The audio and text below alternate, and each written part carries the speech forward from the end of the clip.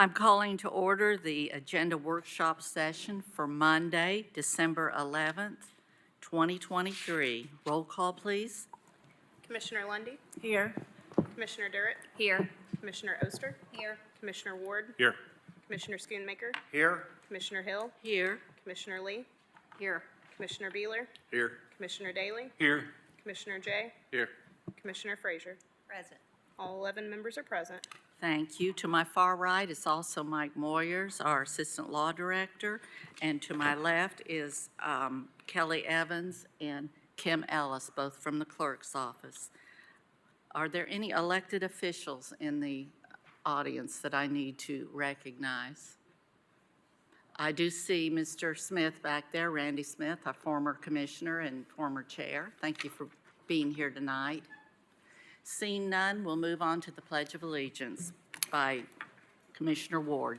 Please stand, face the flag, remove any caps you may have. I pledge allegiance.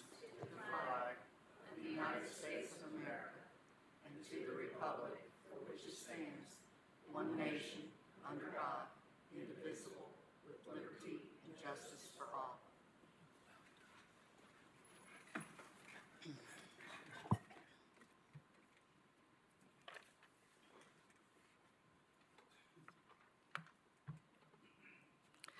Thank you. Directing your attention, please, to our agenda. We've got the following changes. Already added are items 25, 41, 51, and 57. Deferred until January, items 40 and 45. Deferred until February is item 55, and deferred to March is item 39. We have no withdrawals.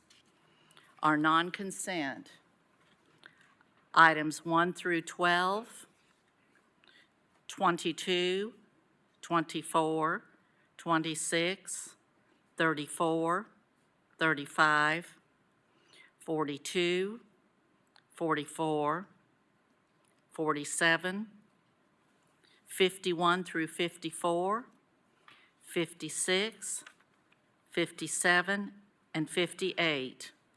Do I need to repeat those?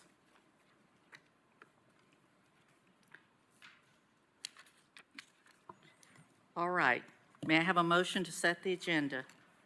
Motion to set the agenda as amended. Second. Motion by Durrett, second by Jay. Any discussion? All those in favor? Aye. Opposed? Motion carries. Madam Clerk, please. Item number 1 is Resolution 101, recognizing Bella's Blessings for partnering with East Tennessee Children's Hospitals to support families who are unexpectedly admitted for any type of illness. Motion to move forward with no recommendation. Second. Motion to move forward with no recommendation by Durrett, second by Lundy. Thank you. Is there any discussion on this? All those in favor? Aye. Opposed? Motion carries. Item number 2 is Resolution 102, honoring Kelly Schultz upon her retirement from Knoxville Habitat for Humanity. Motion to move forward with no recommendation. We have a motion by Frazier, a second by Durrett to move forward without recommendation. Any discussion? All those in favor? Aye. Opposed? Motion carries. Item number 3, Resolution 103, honoring Brian Brooks for earning the rank of Eagle Scout. Motion to approve. Motion to approve by Durrett, second by Schoonmaker. Any discussion? All those in favor? Aye. Opposed? Motion carries. The floor is yours. Thank you, Chair Hill and Commission. I want to introduce to you Brian Brooks Jr., who is a resident of District 2 and is a newly earned Eagle Scout. So can we just go ahead and give him a round of applause for that?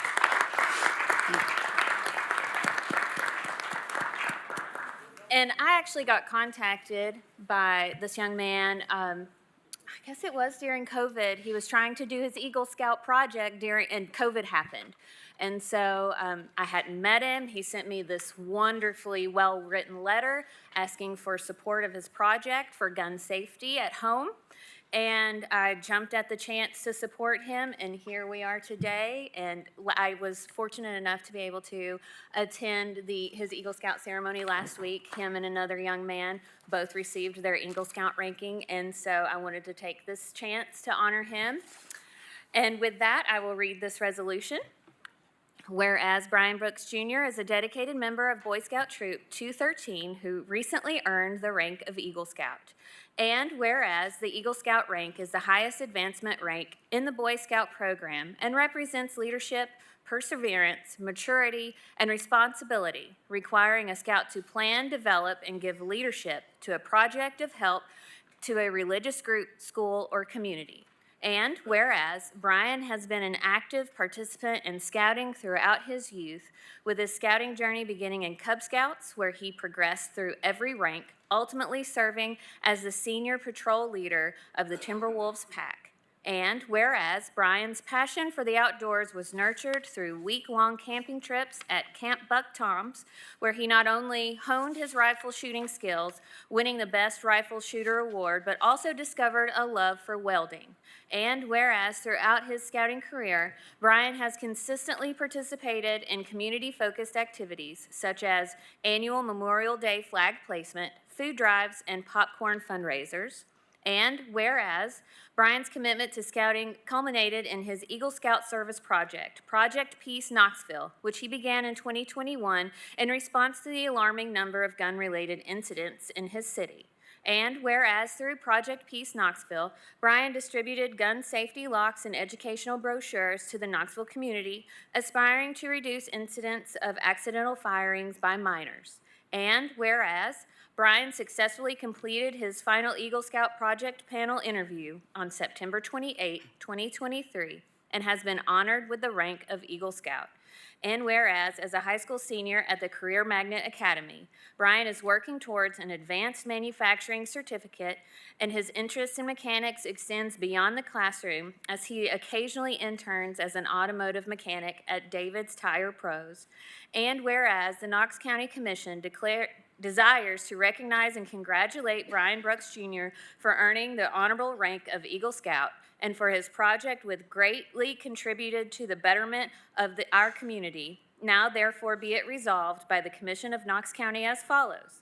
The Knox County Commission hereby honors Brian Brooks Jr. for achieving the coveted rank of Eagle Scout by demonstrating his leadership skills, resourcefulness, dedication to serving others, and outdoor skills. Be it further resolved that this resolution be presented to Brian Brooks Jr., and in doing so, wish the Eagle Scout continued success in his future endeavors. Be it further resolved that this resolution is to take effect from and after its passage as provided by the Charter of Knox County, Tennessee, the public welfare requiring it.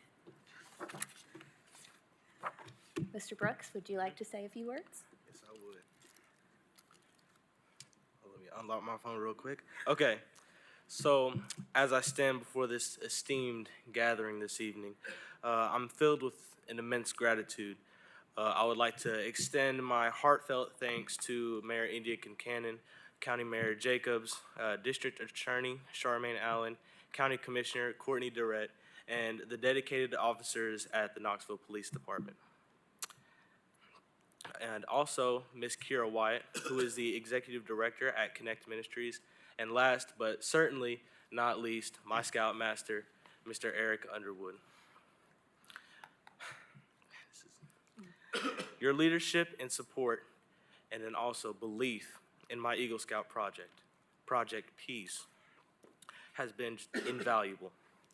The encouragement and guidance I received from each one of you has not only shaped my project, but has also played a crucial role in my personal growth and development. Thank you for standing by me and for your unwavering commitment to my East Knox community. Thank you. This is yours, and I also have a tiny seal for you. You're welcome. Hold on, let me get the picture. And commissioners, if you wouldn't mind, we would like to do a photo.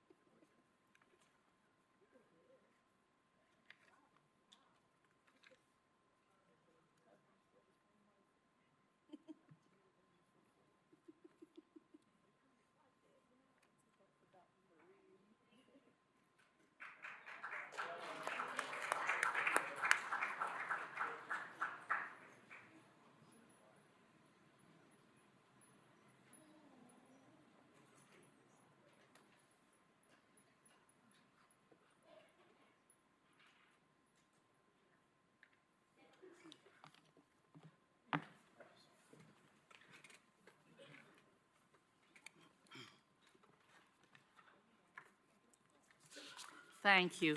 Before we get to public forum, just a moment of privilege. Our superintendent, Mr. Reiswick, gave us these annual reports, and I love the title, KCS Reimagined, and without objection, I'd like him to just come forward for just 2 or 3 minutes, please, and give us a quick rundown about what's going on with Knox County Schools and looking to our future.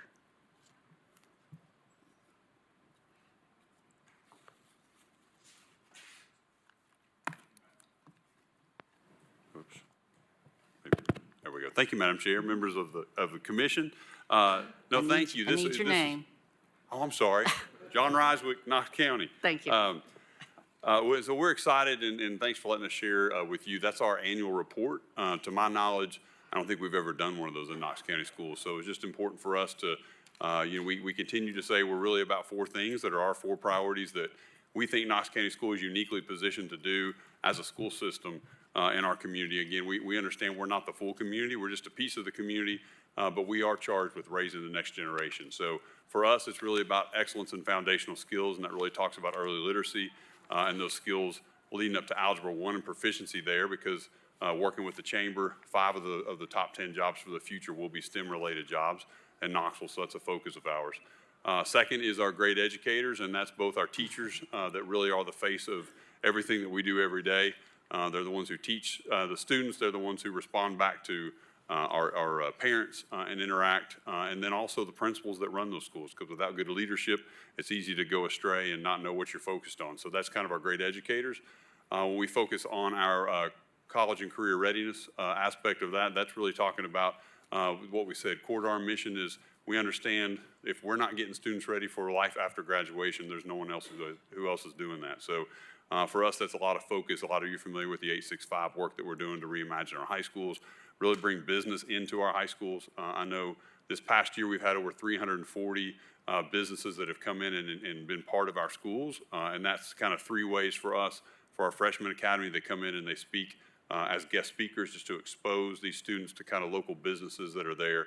The sophomore year is when they begin to do field trips, and they actually go out to different places of business to see what that looks like and be exposed to those. We don't have any yet in this, but junior and senior year, they'll hopefully get internships and move into that, as well as our teachers have had externships, and that's kind of been fun. You know, teachers often get asked, when will I ever use this? And so we've been able to get them out to some different businesses, to UT Hospital. I know they were able to go to the simulation labs, and teachers spend some time and do some of those things. So been really received by the local business, because our goal is that they all stay in Knox County and again are the next generation and the workers and know what employers are out there for us. And then finally, our final priority is success for every student, and that really just kind of acknowledges that all students, you know, they're not widgets. They don't start at the same place. They all have different challenges, different backgrounds. And it's really our job to try to shore those up and to get students those obstacles to their learning removed as fast as possible. If it's a language barrier, if it's a special needs barrier, if it's different kind of mental health challenges, that we have supports in place for all those students. So for us, it's really just a focus in there and making sure that we're moving toward that. And there's lots of metrics in there that we've tried to hit. Had a great year this year, thanks to our teachers and principals. One we're probably most proud of, a lot's been talked about third grade reading. Our third grade proficiency was the highest it's ever been in Knox County. We're at 43.3% of our third graders proficient. Again, a lot of work from parents, a lot of work for teachers, a lot of work from principals to get that done. We're really excited about that just as we're moving forward. But it's kind of hard to believe, like we've kind of been in for 18 months now. It doesn't seem like it's been that long. But we're just getting started. So we've got a lot of new initiatives too that we're launching out of that. You'll hear some of those things coming up this spring. We're doing a literacy deep dive. Dr. Wilson's leading that for us, really just trying to get a baseline of where we are in literacy across the board in all 50 of our elementary schools. You'll hear an initiative that we're going to launch for a recruitment effort that we have. We're working right now to get that built, and I'll hold the name on that one so Ms. Himmelgarn can introduce that soon. We're doing a facilities assessment. It's been a long time since we've done that, so we want to make sure when we come and talk about what needs to be done on our fiscal management side. Dr. Adams is leading that for us, that we actually have a long-term plan that we're looking and working off of with data to prove that, as well as a salary study, again, that Ms. Himmelgarn is leading for us so that we make sure that our salaries are competitive market-wise. Thanks to you all and commission support, third year in a row, we've been able to do a 4% raise for our teachers. That was a big highlight, and we have a continued commitment to do that in future years as well, and trying to be fiscally responsible. I know we're getting ready to go into budget season, and I know my assistant superintendents, we're going to have a lot of conversations in January about budget justifications that are aligned to these priorities. Our goal is to do what we can with the money we have before we ask for more money, and so that's always been a focus of ours. We'll continue to do that. So we're real excited. Again, feel like we're just getting started, but this will give you a little look into kind of the work that we've been doing as a school system. And again, appreciate the commission and your all support of education across the board. Thanks very much. Thank you, thank you. Did anybody have any brief questions? Thank you so much, John, for coming. We're very proud of our schools. Thank you.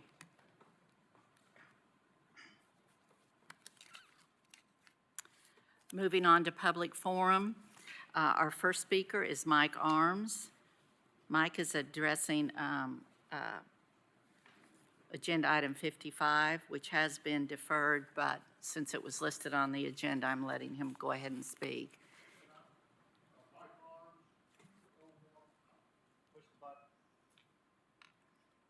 On this side before. Mike Arms, 201 Ivy Gate Lane, Knoxville, Tennessee, 37933.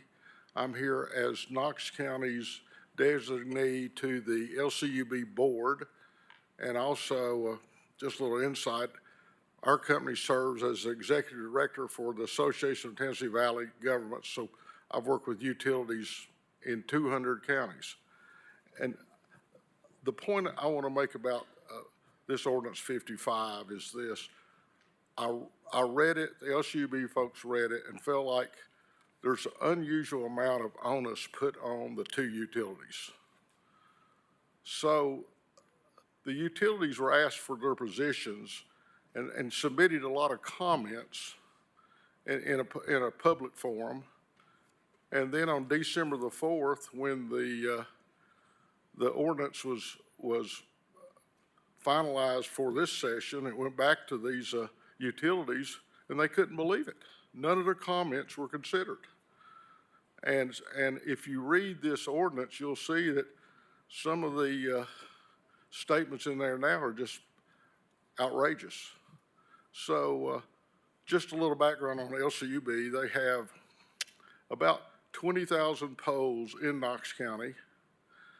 I'm not here speaking for KUB, but I know they have about 50,000 poles outside of Knox County. You're talking about 70,000 poles outside the city limits. If you read this ordinance, you would think that maybe danger poles and damage poles are issues. If you talk to Mr. Snowden, you'll realize that any danger or dangerous pole that's identified is removed within 24 hours and replaced. I know Commissioner Oster had an issue with a pole that may have caused a visual problem, and and she contacted LCUB, and LCUB had that pole removed, working with the owners of the attachment within a matter of days. So when we move forward on this ordinance, if you decide to move forward, I know it's still 60 days away, I can tell you that your engineering department will have to spend exorbitant time working with the telecommunications folks and the utilities to come up with something that's workable. And when I go back and look at the tone set in this ordinance, and I'll give you an example, straight from the ordinance.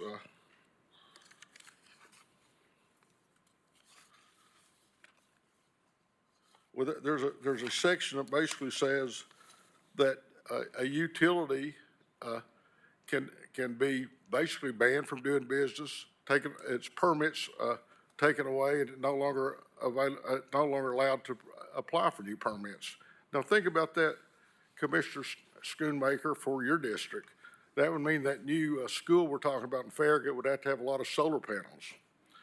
And Chairman Hill, I know we could control development in Hardin Valley if LCUB wasn't allowed to work there anymore. The real issue when I look at this is a simple fact that electric rates are composed in the aggregate, which means any dollars that a utility spends, and this is 254 utilities throughout the valley, the rate dollars have to be distributed among all ratepayers.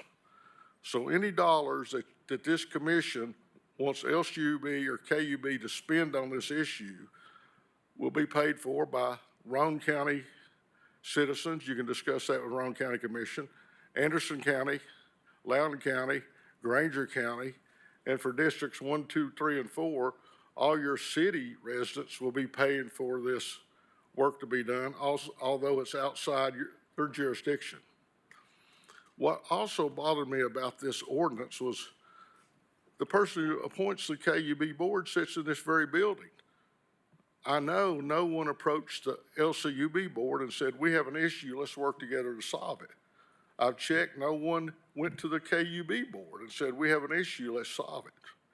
I think a better resolution would be, instead of an ordinance, would be a resolution asking for all the telecoms and all the utilities to maybe start bi-monthly meetings in how we resolve this problem. But I'll tell you this, it can't be resolved by January the 1st, 2026. And I know this, LCUB replaces 3,000 poles a year. It's not that this problem is being ignored, but if you think you're going to solve it in 2 years and start penalizing people $1,000 a day for a pole, you're going to have some upset utility members. Could you wrap it up, please? I'm wrapping it up right now. Okay. Merry Christmas. Merry Christmas, thank you. I do see a light, since we have allowed a speaker to speak. Something's not on the agenda, we will allow a public forum from commission comment. Commissioner Jay. Thank you, Madam Chair. First, I'd just like to say that there's a reason that this has already been deferred till February.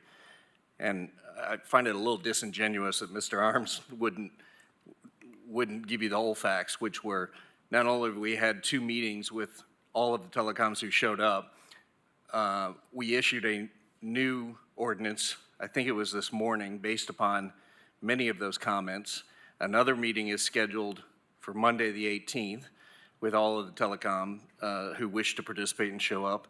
And another meeting has been set for January to also come together to find ways to do a resolution, which is why it is moved forward to February, and it is not in final form. So I don't think it's appropriate to debate something that isn't in final form, that is being worked on, and that's specifically why I put it forward to be delayed a few months and to continue to find a resolution. And I won't speak to the merits of the ordinance until it's presented in final form, and we'll do that down the road. So, thank you. Thank you. Thank you so much. Seeing no other lights, our next public speaker is Tina Sparks. Is Tina here?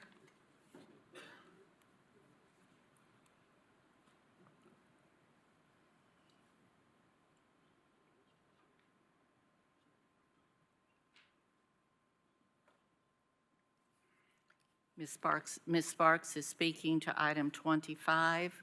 If you give us your name and county of residence, you'll have 5 minutes to speak, Ms. Sparks.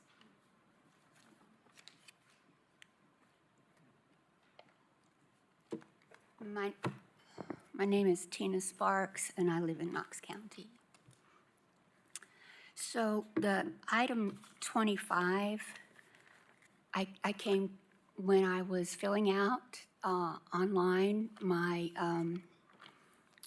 that I wanted to speak to this item, you have the choice. You have for, against, or neutral. And I clicked on neutral. That's because this item refers to the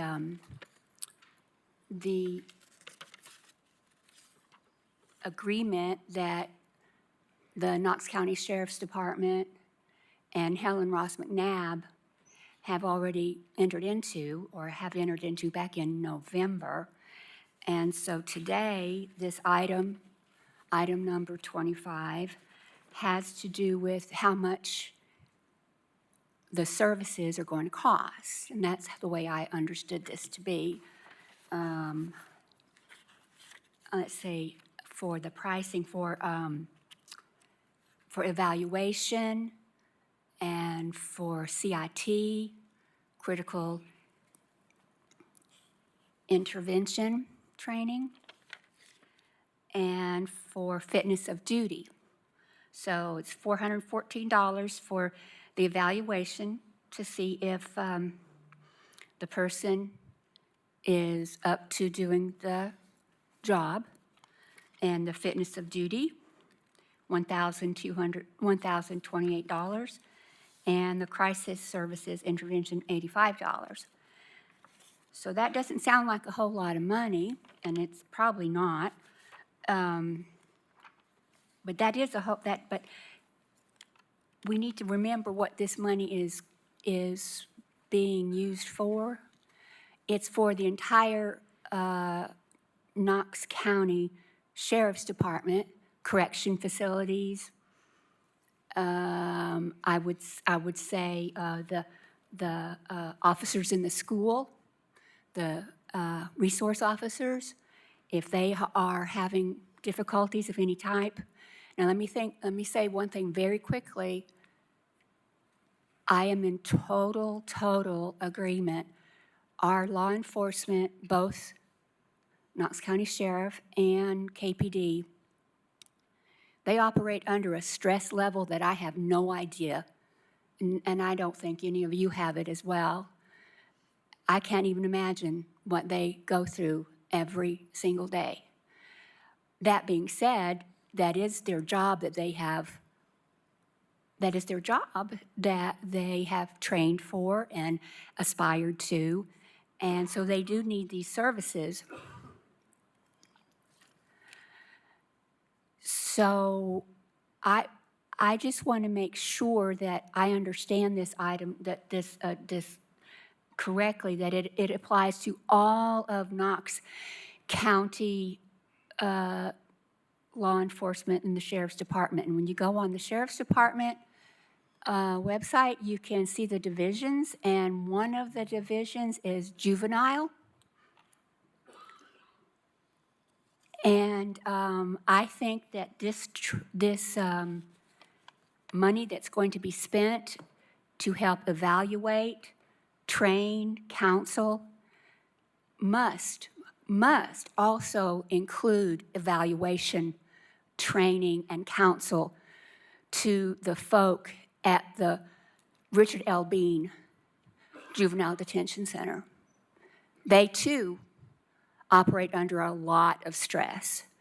The children in their charge, a lot of stress, something that we would never know anything about. So I just want to make it clear that this money is going to be spent for this training and for this group of people, the law enforcement, and I think it's, it's a KPD, Knox County. They all will benefit from this. But I want to make sure that the Richard L. Bean Juvenile Detention Center is part of this, because there are some folk there that really need some counseling, that really need maybe to go back and have some more training, that need evaluation. And that evaluation, I think, can come from you all, can come from our county mayor, can come from Judge Irwin. These are from John Valiant and the other board trustee members. This is important, that we recognize these folk and we ask them to please do their job. Please do their job. Thank you. Thank you. Thank you very much. We also have a second speaker, also on item number 25, Rick Roach. Is Mr. Roach here? Mr. Roach, as you're coming forward, if you'd please give us your name and county of residence, and I'll give you 5 minutes to speak. Thank you. Rick Roach, Knox County. Item 25 references, of course, as has been stated, mental health services and the contract between Helen Russ McNabb and Knox County Sheriff's Department specifically, as I can read it. And again, I'm going to go straight to it. Under Knox County Sheriff's Department, we have a situation with the Richard L. Bean Center, Juvenile Detention Center. Has not gotten Knox County any great publicity. We've had everyone from the county mayor to the chairman of the trustee board to Judge Irwin, juvenile court judge, literally make excuses that came out of the, I've heard the audio of the interview that was done with Richard L. Bean, and I'll say this, I find it real strange that, you know, you have Richard L. Bean as still the superintendent of the Richard L. Bean Center. Retire him and then name the center after him. He's done that great a job. Obviously, he has not done that great a job. And no one wants to take responsibility. How do we get that man out of there? Fine, say he's done a great job. He needs to go. He needs to go. I don't care how it's done, but he needs to go. Sheriff's Department, trustee board, county mayor, juvenile court judge. I think you guys may have had some type of informational meeting with the law director about some of this, maybe. And could anyone speak to that, about what you understand the top to bottom responsibilities are, and who has the purview over this, in this case, this man? Because if any of you have heard that interview that he did, you would understand that there's a disconnect. There's a disconnect. And it should be spoken to and addressed first by you guys and next by any other administrative officials who have purview over his position. But I don't think that's going to happen, because time and again, we have seen how county commission has let things just slip through the cracks, okay? And the word is, yes, he can't be touched because he's been there so long and he's, quote, done so much. Oh, and we make excuses. Well, he has a certain way of talking to people, and he's got this great heart or whatever, blah, blah, blah. When you say some of the stuff that he said, go back and listen to the NPR report. You can get it online. Listen to the 4-minute interview that he did. And you can just, I'm sorry, he takes good old boy to a different level. And it's shameful. It's shameful. It's shameful. And yet we have John Valiant making excuses. Making excuses. And I don't care to go into the process of how he was appointed as chairman, or to the trustee board and is now chairman. I don't want to even address that part, okay? But I'm telling you guys, there has to be some accountability at some point in time. And if you guys don't do it, if you all don't start, make a phone call, have a heart-to-heart conversation. I don't know if you already have or not, okay? But I'm not seeing any results. I don't think most of Knox County is seeing any results of this, because that was a shameful thing that he felt so relaxed that he could say what he said in the interview. You, even in jest, you don't talk like that about young people and about what you've been doing with those young people over 50 years. It's shameful, and you all should be ashamed for letting it go on this long, continuing that process.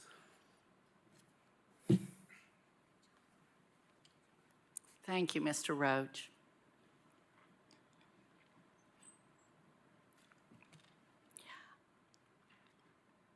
I would like to just state that this commission has no hire or fire authority over the Richard Bean Juvenile Detention Facility.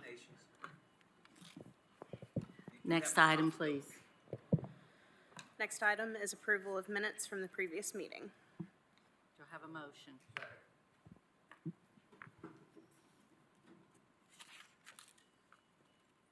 Who made that motion? Motion by Daley, second by Beeler. Any discussion? All those in favor? Opposed? Motion carries. Madam Clerk?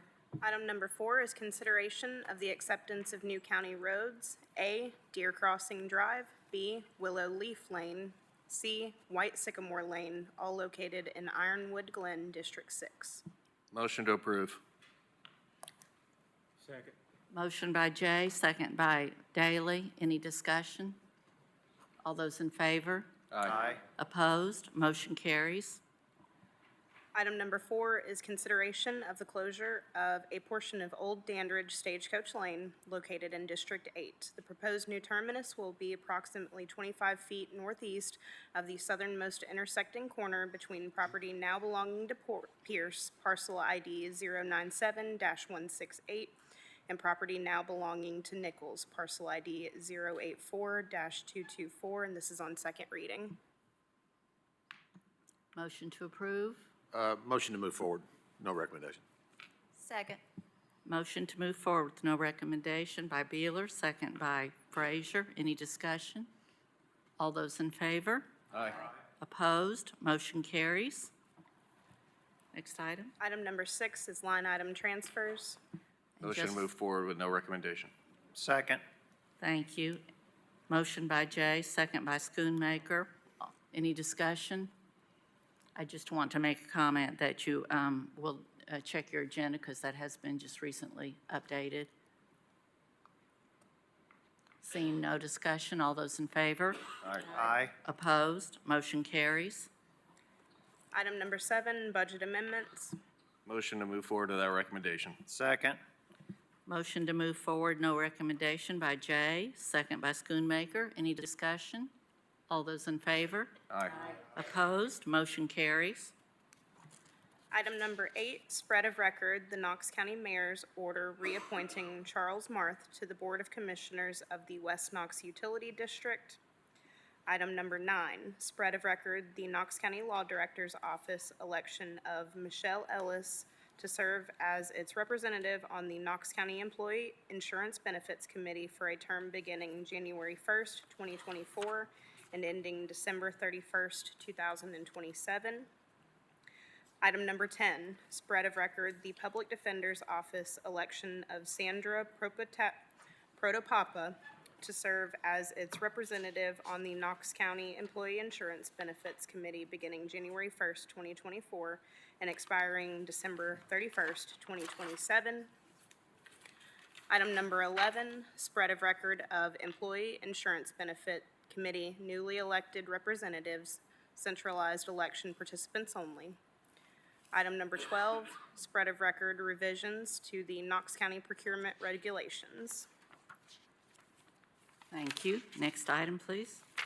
Item number 22 is Resolution 110, confirming the Knox County Mayor's the appointment of Herman Lathers and one other individual to the Knox County Emergency Communications District Board of Directors. Term expires January 1st, 2028. Do we have a motion on the name presented? Second. Motion by Daley, second by Schoonmaker to move forward with no recommendation. I can't speak to that. This is a mayor's appointment. Will we have one next week?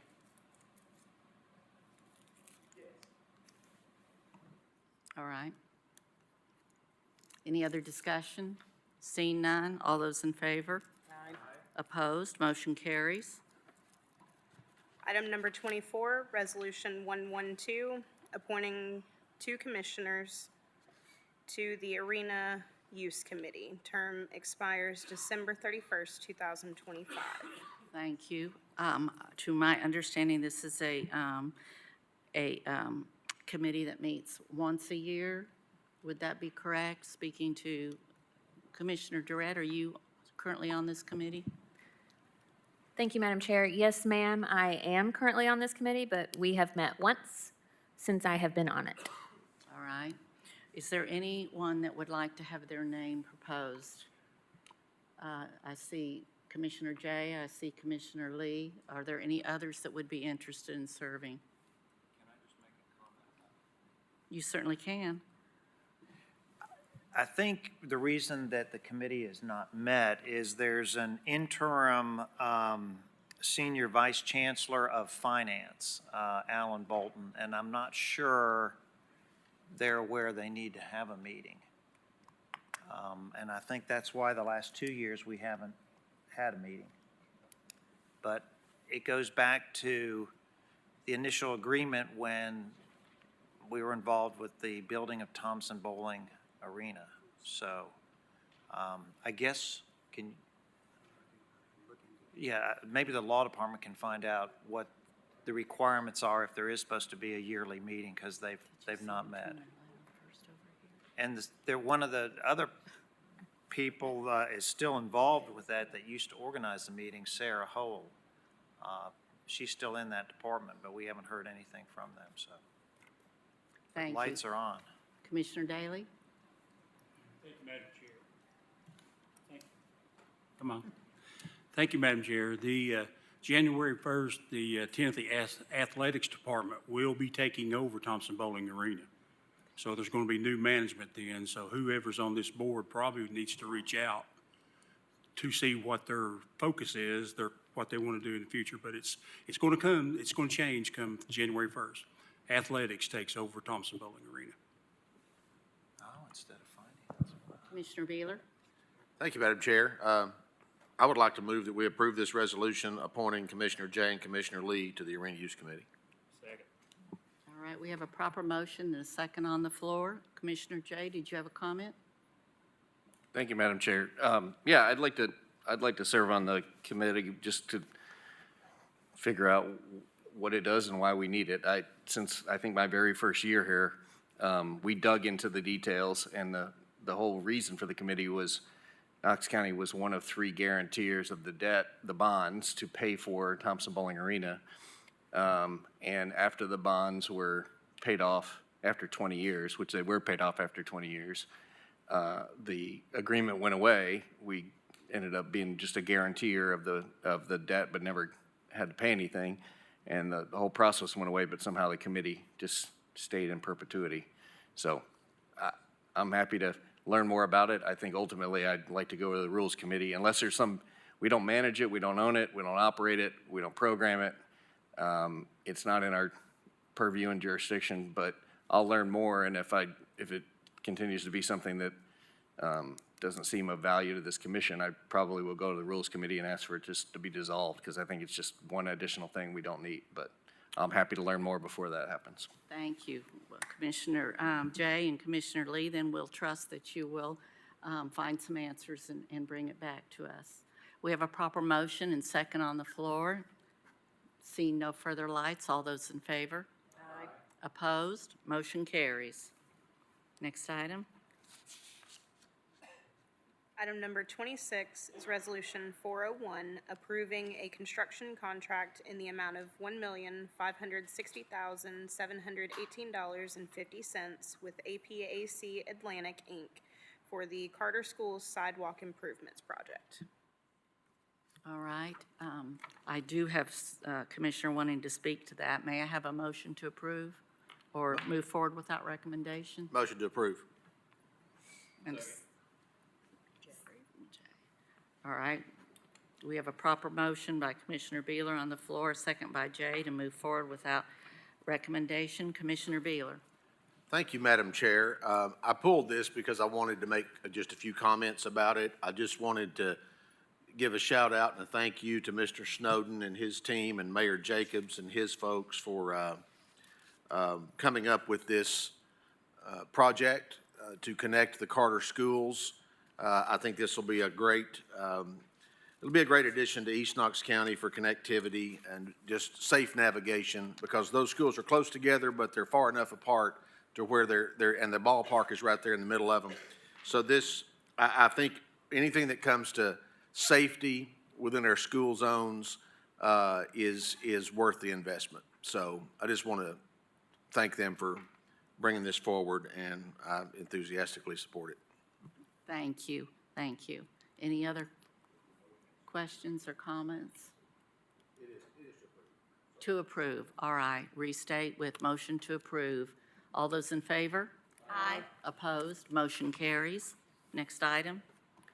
Item number 34, Resolution 702, approving the adoption of the System-Wide Parks and Recreation Master Plan. Thank you. If I could ask Director Mack to come forward, please. I know that we all got a copy of this.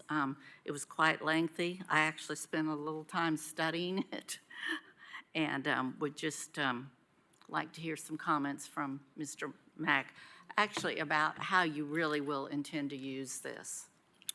Yes, ma'am. Joseph Mack, 2447 Sutherland Avenue.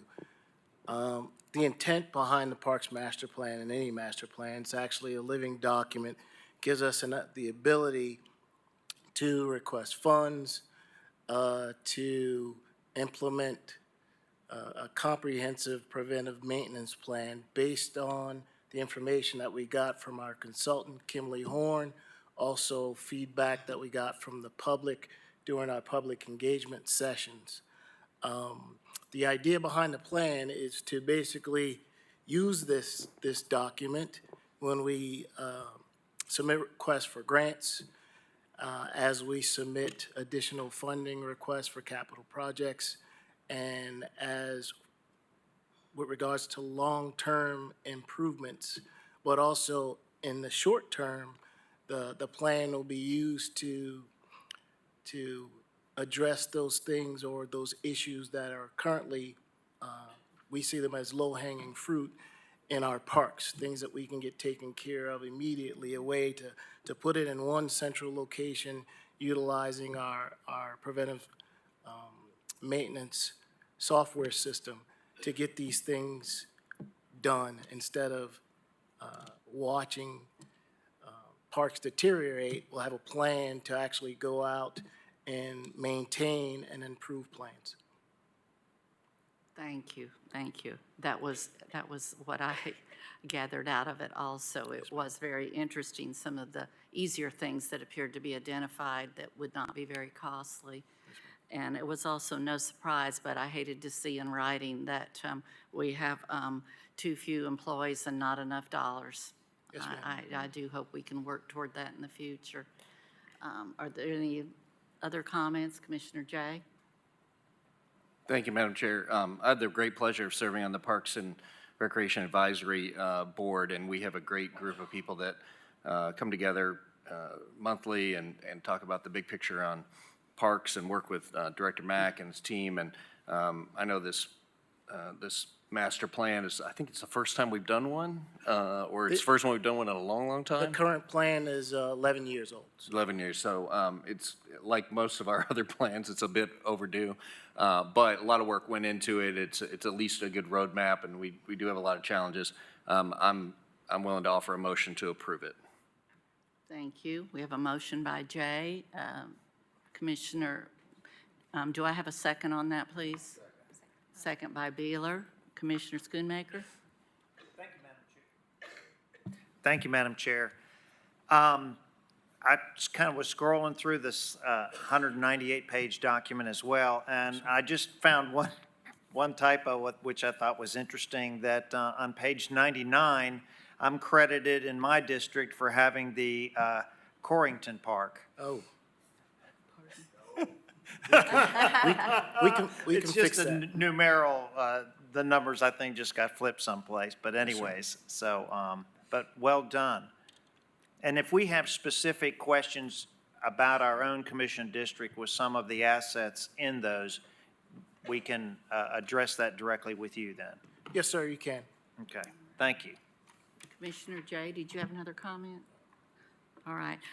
Commissioner Jay, was your motion for approval or without recommendation? It's approval if there's not any objection, if people want more time to push until next week, but I didn't see any reason that we couldn't move forward.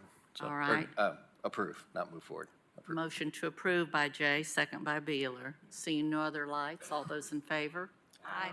Opposed? Motion carries. Next item. Item number 35, Resolution 703, approving the adoption of the Knox County Parks and Recreation fee schedule effective January 1st, 2024. Thank you. Director Mack, Oh, yes, ma'am. address the fee schedule, please. Yes, ma'am, I will. Let me bring it up. So it's been quite a while since the fees in Parks and Recreation have been adjusted. As most of you know, in 2020, we saw a large increase in the cost related to materials and equipment. And we saw that across the board, and we didn't escape that in Parks and Recreation. So part of this new fee schedule addresses those increases in cost with regards to equipment and material. Usage has not gone down. So in order for us to continue to provide services and facilities, we see the need for these small, and they're relatively small increases, as you can see from the fee schedule, in particular with our golf services. All right. Commissioner Schoonmaker? Thank you, Madam Chair. When it says on the list the current fee, is that, what kind of a time period does that go back to? So that's the existing fee as of today. So that current is what we charge. Right, for but was current. that the same last year and the previous year and the previous year to that? What I'm Most- getting at is most of these you have not raised the rates on. Right, we have. Which is, that's what I'm concerned about, is if we haven't raised rates in 5 years or 10 years, does it not make sense to do that? It does. Some of the areas, though, we didn't see the need to raise those because we feel as though we want to provide a service, but we want to also make it affordable. So we want to keep the cost down as much as possible. In the areas where we absolutely had to is the areas where we actually raised the fees. So you'll see a lot of the fees did not get raised. Yeah, it looks like kind of most of them, so, okay, thank you. Yes, sir. All right, do I hear a motion? Motion to approve. Motion by Jay, second by Beeler. Seeing no other lights for discussion, all those in favor? Aye. Opposed? Motion carries. Next item, please. Item number 42, Resolution 901, approving an economic impact plan for tax increment financing, submitted by the Industrial Development Board of the County of Knox in connection with a multi-use development known as Prosperity Crossing, located off El Camino Lane in Knox County, Tennessee, near the Watt Road interchange on I-4075. Motion to move forward with no recommendation. Motion to move forward by Jay, second by Daley. Of Schoonmaker, I'm sorry. Motion by Schoonmaker, second by Daley. Is that correct? I apologize. To move forward with no recommendation. Is there any discussion on this item?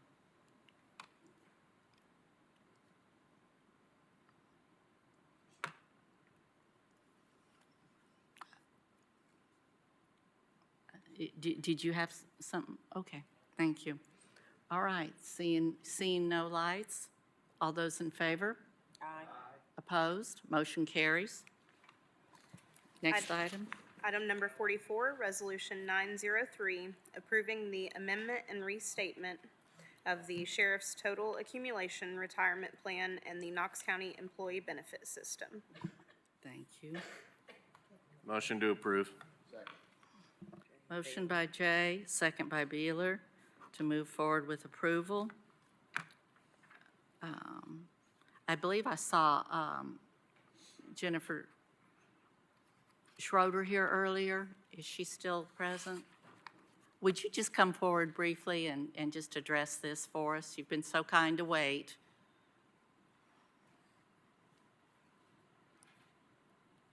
So for commission approval, we have changing the vesting of the STAR plan, which is the Sheriff's Total Accumulation Retirement Plan.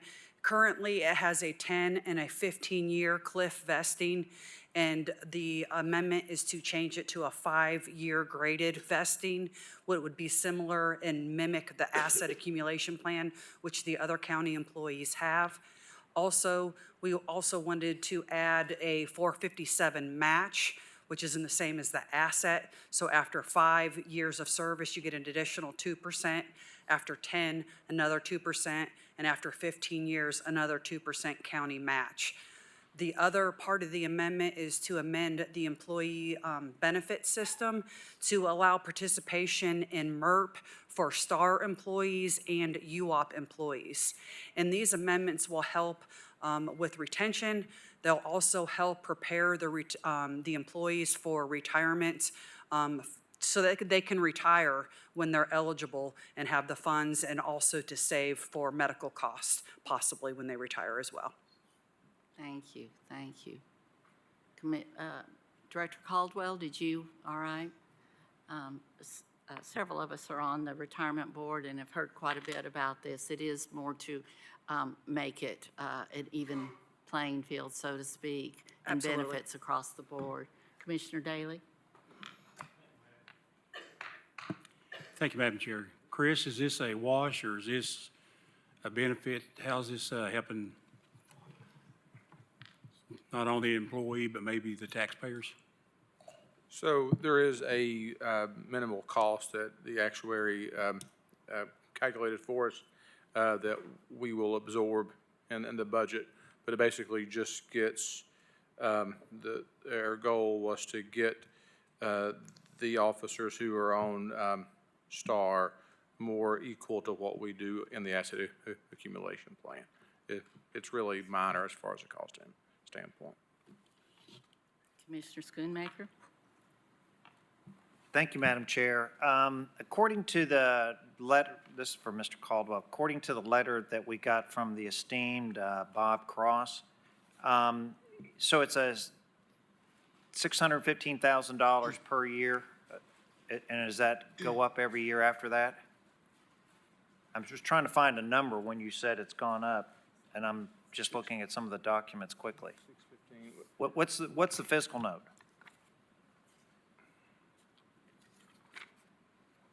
So the total of the vesting is 632, 457. Or is it 515,000?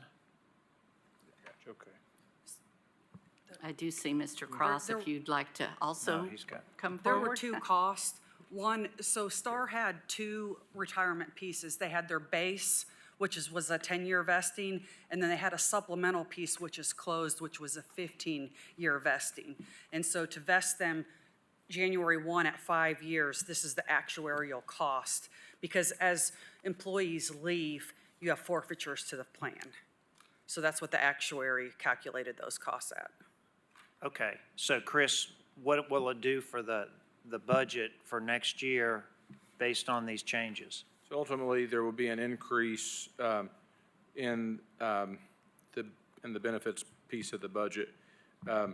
We will use his estimate until we have actual figures to go by. And so ultimately, it's going to come down to how many of the employees take advantage of what we're offering. Okay. And so if we know historically what county employees have done and what percentage they have taken advantage of our MERP and things like that. And so we have to see what their participation rate is as well. To your question though, as well, as salary increases happen, those costs will go up as well because they're a portion of salary. Okay. Thank you, sir. All right, seeing no other lights, we have a motion for approval by Jay, seconded by Beeler. All those in favor? Aye. Opposed? Motion carries. Item number 47, Resolution 906, approving an amendment to the Knox County Sheriff's Office Employees Merit System Rules and Regulations in Rule 3.2.f to narrow restrictions on board members' political activities to apply exclusively to elections for Knox County Sheriff. All right. Commissioner Jay, you had asked to have this pulled for discussion. Was there anything you'd like to speak to? Sorry, I hit the light. Thank you, Madam Chair. I'd make a motion to deny based upon the following reasons. Many of you all know I've worked on this for years and years and years. And I want to remind everybody that the merit system, the purpose, the original purpose of the merit system, which we've had for 30-plus years, is to protect our officers from political retribution when new sheriffs come and go, and a myriad of other protections. It is for the officers, and many of you all have reiterated that, and I think it's a great thing for us to always keep in mind. This is a program, this is a body that is focused on protecting our officers. The restriction of political activity of the board members, not the officers, was a reform I put into place, I guess it was about 1.5 years ago, started working on it several years before that. And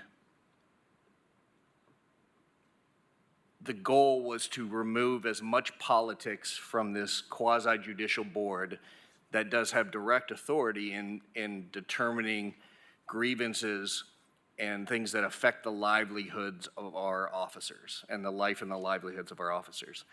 And so the first question I'll ask everybody to just keep in mind as you consider this. Well, I'm sorry, Madam Chair, there may not have been a second on so I don't know if I should start the discussion. Okay, sorry. Do we have a second to the? I jumped into the discussion before I had a second. My apologies. Thank you. That's fine. All right. We have a proper motion on the floor to deny, made by Commissioner Jay, seconded by Commissioner Ward. Is there further discussion? Were you wanting to also? I'll continue. Thank you very much. All right. Sorry about that. So the first question I would like everybody to just keep in mind is this has been in place for about 1.5 years or so. What is now broken that is in need of fixing that would warrant changing this ordinance and this rule? What's broken today for the protection of our officers that needs to be amended? Okay, just keep that in mind. The second question, and I think this is the most important question, how does changing this rule benefit our officers? That is the most important question in this discussion. The origin of the merit system was to protect our officers from political influence or retribution. And so how does allowing more politics into this quasi-judicial board help our officers? I haven't yet gotten an answer from anyone in having this to come today. And then I want you to consider a real world political situation that could happen almost immediately. Assume this is passed and this board, the Merit System Board, can be involved in any political race that they want, minus the sheriff. That would include county commission, okay? And we have county commission elections literally right around the corner in 2024. We have one candidate who's already filed to run for District 5 commission seat, Mr. Hall, who is also an employee of the sheriff's office. Imagine he runs for commission and somebody from the Merit Council board gets very involved with the political race, but with his opponent. And they run, and Mr. Hall runs, and Bob Smith runs, and Bob Smith is being completely supported and promoted and raising money for by one of the board members of the Merit Council, which would be permitted. And let's say he runs for commission and he wins. Let's say he runs and loses, either way. And he goes to file a grievance because of his role as a sheriff's officer. How will he perceive his jury? Essentially, the Merit Council is the jury for his grievance. If somebody on that board has been heavily politically involved in a race for or against him, and he's on the losing side of that, is he going to feel like he's going to get a fair shot? This is a real-world example that could happen within the next 6 months. This is stuff that may impact his livelihood, and so, again, you can see why quickly this rule, changing this, opens up a myriad of problems that we just don't need. I think changing this rule and the original reform was always under the intention of what is best for our officers. So if you can't answer those two questions, what's broken that needs fixing, and how does it benefit our officers, you shouldn't vote for this change. Thank you. Thank you. Commissioner Beeler? Thank you, Madam Chair. I think I have a parliamentary question. Essentially, if we vote yes on Commissioner Jay's motion, then we're simply voting not to send this forward to the agenda for the meeting. Is that correct, Mr. Moyers? Or is that the proper way to do it? That would be correct. It would die here at the work session. Okay, thank you. Just wanted to clarify that.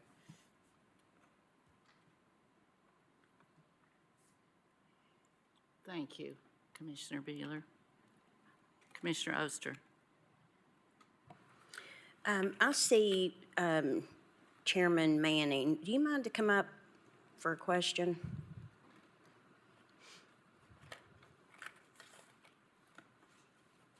If you can just state your name and county of residence.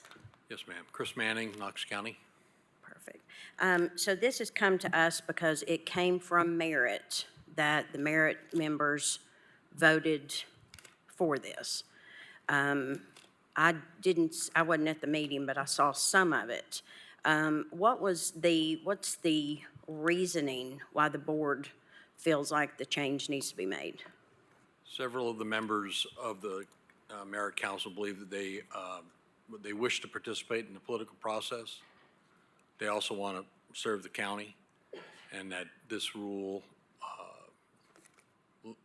basically disallows any type of participation in any campaign, federal or state, county or city. And they feel that they believe the motion that was moved forward to you is just for the sheriff's race. It was a split vote, 4-3, to send it forward to you. 3 of the members did not support the motion, but it is coming to you with that single restriction. Okay, perfect. Thank you. And if I can take another moment, I saw Mr. Valiant walk in, so I'd like to ask him his opinion on the reasoning why he felt like the board, and I believe that you were for this coming to the commission, so I'd just like to hear from you too. Yes. And your name and address, I'm sorry. Oh, sorry, I ran over here. I was in a late client meeting. My name is John Valiant. I live at 6705 Creekhead Drive, Knoxville, Tennessee, 37909. Just take a minute. You can get a breath. Oh, I'll talk in between breaths. I've done a lot of research on this specifically, and through the research, I came to the conclusion, I know the law director and the law director's office disagrees, But I've come to the conclusion that this ordinance, as it was passed, was unconstitutional.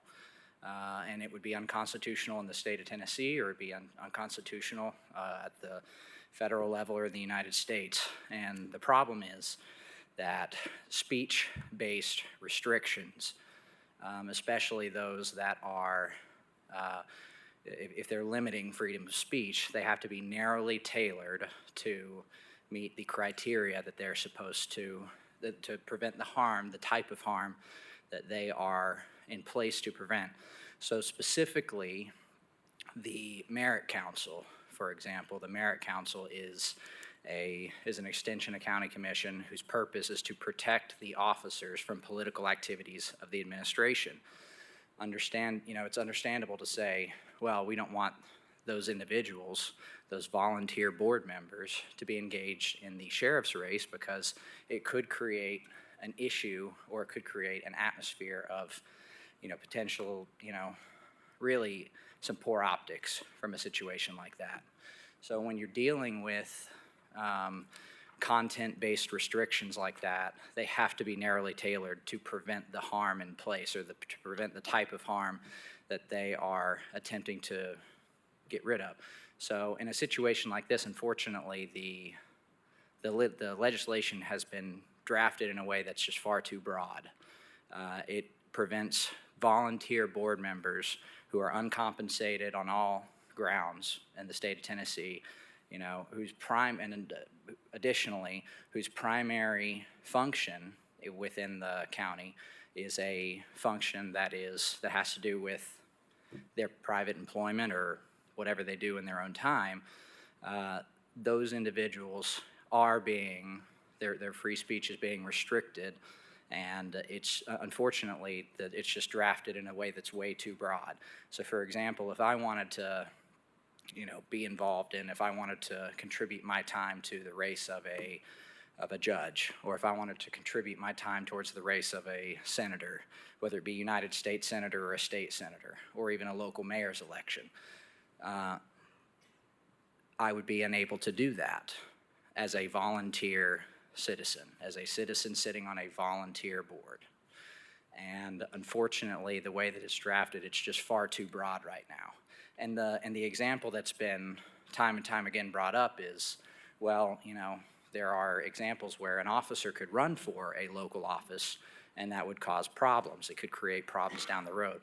Well, the issue with that is okay, it doesn't address the true issue of content-based restrictions under the First Amendment of the not only United States Constitution, but the Tennessee Constitution. And it doesn't really do a great job balancing that. So similarly, the arguments continue to be made, well, how does political activity help the officers? Well, from the same standpoint, you could make the argument, well, Second Amendment freedoms don't help the officers either. How does somebody on the Merit Council owning a firearm help the officers? It doesn't. You can't make an argument that it does, but it doesn't really hurt them either. So that's really been the conclusion of my research. Okay, perfect, thank you. I tend to agree. Commissioner Jay and I had a disagreement on that, and I respect his opinion. And my opinion is there's nobody that sits on a board in Knox County that's not politically tied to somebody. That's how they got here, or that's how they got on the committee. And I don't think, besides ethics, there's any other boards that you have to step down from in Knox County as a free service to the county. So I'm not sure how we pick and kind of choose. I think if we're going to make it where if you want to be politically involved and you sit on any committee in Knox County, then you're not politically involved, or you are. It just, to me, doesn't feel right. And to tell people that are volunteering their time for a committee that they can't be politically involved, to me, just doesn't seem right. So I would have to disagree with that. Commissioner Ward. Thank you, Madam Chair. I believe these rules were recently changed and in place when every single one of the volunteers volunteered for the position. So they already knew this was the circumstances of taking on that role. I don't see why any of them could step down at any point if they don't want to abide by those rules that we made already. And if they want to enter into the political realm at that point, they're more than welcome to once they're off the board. But it's a choice. It wasn't like they're forced into doing this. And when they decided to do it and put their name forward, they already knew what the rules were. So I'm a little bit annoyed that this is coming back not even 18 months later. I've had private conversations with the gentlemen that both spoke about this before they were even appointed. And I asked them, like, is this going to affect, your political relations being on here? I was told no. But now this is back in front of us, and I think this is exactly why we put this there in the first place, to avoid this conversation happening over and over and over again, because the whole point was to take politics out of this board, because that's how the board got so messed up in the beginning. So a little bit disappointed, to say the least. I'd like to make a comment, Commissioner Jay, that perhaps you could also address. I'm a little bit confused about what political activity might actually mean. Is that, I mean, there are some things that are very obvious, like, contributing to a candidate, or maybe even putting your sign in your yard that speaks volumes. What about activities like attending a county Republican Party event or a county Democratic Party event? It still is considered political activity, I would think, and still kind of letting others know where your leanings might lie. Do you have any comments about what that political activity definition would look like? Yes, Madam Chair, and I'm fairly certain that Mr. Moyers is looking up the exact language as I reply to that.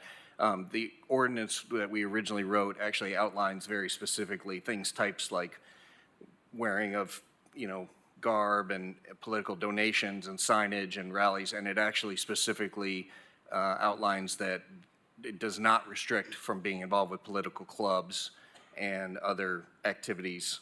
It's essentially campaigning for one particular person and being involved in that particular race. And but we wrote that out very specifically, Mr. I can tell you that the part about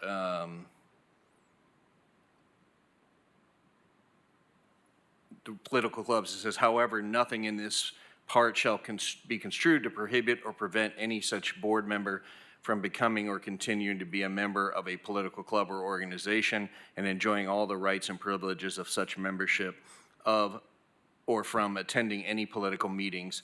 Such board members shall not be denied freedom in the casting of a vote. So that was very written. Some of the language, and Mr. Moyers, I'm using the red line that's on our agenda.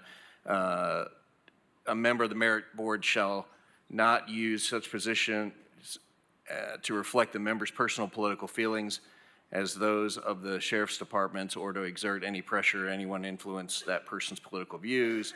No member of the board, merit system board shall display any political advertising or paraphernalia on such a person's body or automobile while conducting business on behalf of the merit system.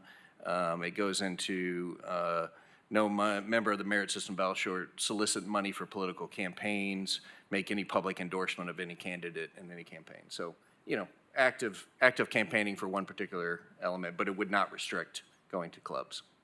Did I say that accurately? You did, that's correct. Thank you. And I do appreciate that, except for the situation, which happens many times in our own county, where there may just be a Republican and a Democrat running for an office. And clearly, if that board member is active in the Democratic political party, then it's pretty evident where their leanings are. So I'm not really arguing it. I'm just stating that it makes it very difficult to make that as pure as it might appear to be when you line out. You can't do A, B, C, or D, but you can do F, which is identifying with a political entity on a broader level. Commissioner Durant? Thank you, Madam Chair. I'd like to make a substitute motion to move forward with no recommendation. Second. All right, we have a substitute motion on the floor to move forward without any recommendation. Do we have any discussion on this item? Commissioner Jay? Thank you, Madam Chair. With your permission, could I ask a question of Mr. Valiant? Certainly. Mr. Valiant? Are you in favor of this ordinance change as presented? Yes.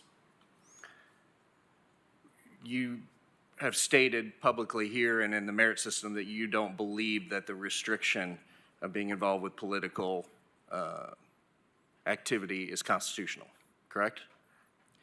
I believe that the way that this ordinance is drafted is unconstitutional. I believe it opens the county up to the opportunity for litigation, and I believe that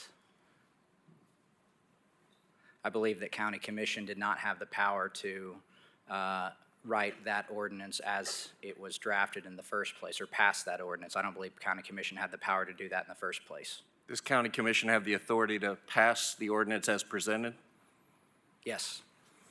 So if you're for the amendment as presented, and you believe that we have the authority to do so, it is written to say that it is restricting a board member from being involved with a sheriff's race.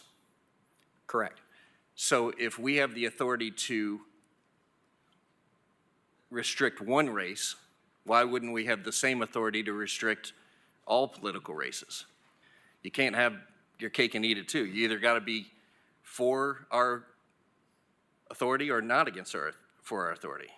It's actually, so under the Constitution, so like I said, that there is a constitutional analysis that you have to go through when addressing speech and specific content-based restrictions. So the analysis is you have to look at the activity, and on its face, you have to make a determination as to whether or not it is speech neutral or whether or not it's constitutionally suspect. So the fact that this is restricting free speech makes it a constitutionally, subject rule in the first place. So then, when you determine that it is in fact restricting free speech, you have to narrow your focus and make the determination as to whether or not that content-based restriction is narrowly tailored to achieve the purpose that it's set out to, that it's narrowly tailored to effectively address the problems and the mission of the body. So the mission of the Merit Council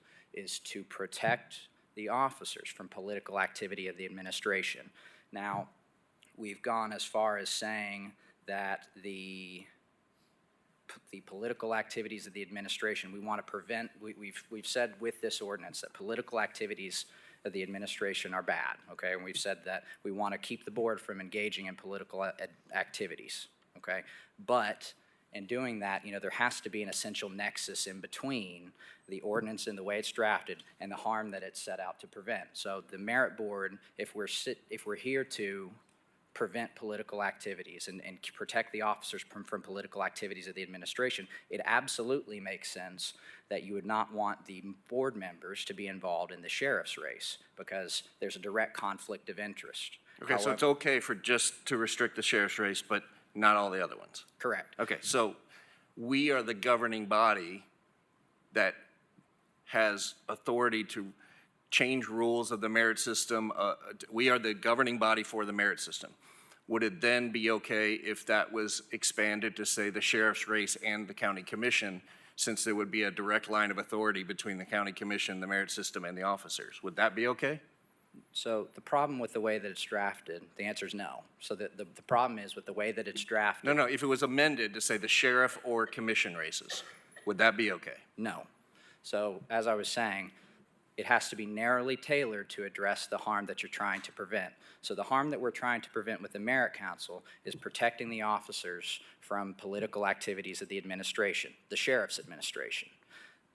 The political activities of county commission don't have anything to do with the political activities of the sheriff and the sheriff's office. So in addition to that, okay, there's an abundance of case law that supports how if you have each of these individuals, okay, each of these volunteer board members, and I called other merit systems within the state of Tennessee to ask them how they were doing it. And when asking them how their merit systems were and how they handled political activities, they said, well, we don't handle political activities because these are volunteer board members, okay? If they were employees, which the law director's office has in several opinions said that this is akin to the Little Hatch Act. If they were employees, it would be different. Then county commission would have the authority to say, yes, you can participate or cannot participate in any series of elections. But when you are governing the content of individual citizens, you have to narrowly tailor that content and so it affects the harm, or so it addresses the harm that you're trying to prevent. So the problem is yes, if we were employees of county commission, or if we were employees of Knox County, then county commission would have that authority. But county commission does not have that authority because each of us is employed in our own individual capacity. So for example, I'm employed full-time as an attorney, okay? And on the side, you know, I volunteer my time to be a part of the Merit Council so I can give my time and resources to protect the men and women of the Knox County Sheriff's Office as much as I can. However, the speech-based restriction, as it's written now in today's merit rules and policies and procedures, it is unconstitutional. However, the way that it's drafted there is not unconstitutional because it is narrowed to address the harm that we're trying to prevent. Do you usually participate in unconstitutional actions? No. You volunteered to be part of this board, correct? Yes. You agreed in front of this commission to serve on this board under its rules and regulations. Yes. You're now telling us that those rules and regulations are unconstitutional. So why did you sign up for a board that you felt was unconstitutional and agree to serve under its rules that you feel like are unconstitutional? At the time I signed up for the board, I hadn't had the chance to fully do a deep dive of every single rule and regulation. No. You stood before this body. Yes. And you said, we asked you very specifically, do you understand this? And you said yes. Okay. And so in the time that you've been a part of county commission, have you changed any rules or regulations? Similarly, the answer is yes. Similarly, I became a part of this board, and in addressing the several things that have happened and looking and doing research and doing my homework on the things that have happened, I realized, oh, this is unconstitutional. Now, at the time that I volunteered, I did review the board, I did review the rules, and I came before county commission and I said, I have reviewed these rules and I am willing to abide by these rules. However, if county commission has done something that's unconstitutional, there's nothing in there that says I'm not allowed to come before county commission and check county commission. No, I just wanted to make sure I understood it. And in fact, the Merit Council has done so. The Merit Council approved this. I understand. Mr. Moyers, my last question. Mr. Moyers, could you please provide this commission with a quick summary of your opinion on if our rules as currently written are constitutional? Well, I'd start by saying that neither I nor Mr. Valiant can judge whether they're constitutional. That would require a court. But in my opinion, yes, the commission has the authority to amend its rules the way it did. To go back, the Merit System Council that we operate under was a private act that applied to Knox County. When Knox County adopted the charter, that private act was carried forward as an ordinance. Because it is an ordinance now, this county commission has the authority to amend it. There is a long history of time, place, manner restrictions on speech that governments can impose. Mr. Valiant knows my feelings about this. I actually think that the fact that we're talking about an uncompensated volunteer board increases the authority of the commission to write a rule such as this, because we are not relating an employee's compensation to their willingness to give up certain of their speech rights. So, for example, under the rules that existed in this, under the merit system for decades, going back to the 70s, sheriff's deputies were not allowed to participate in the political process.